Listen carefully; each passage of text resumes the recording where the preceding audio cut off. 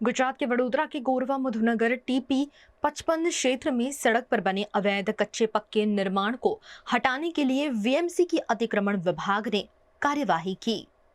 वडोदरा महानगर पालिका के अतिक्रमण विभाग ने मधुनगर टीपी 55 रोड पर अवैध रूप में बने कच्चे पक्के मकानों को हटाने की कार्यवाही की। कार्यवाही के दौरान अतिक्रमण विभाग की टीम के साथ गोरवा पुलिस स्टेशन का स्टाफ, एमजीवीसीएल और फायर ब्रिगेड की टीम भी मौजूद रही। मधुनगर से लेकर कैनाल रोड तक टीपी 55 रोड लाइन में आने वाले सभी अवैध निर्माणों को हटाया गया। अधिकारियों के अनुसार ये निर्माण सड़क बाधित कर रहे थे और आने जाने में परेशानी पैदा कर रहे थे।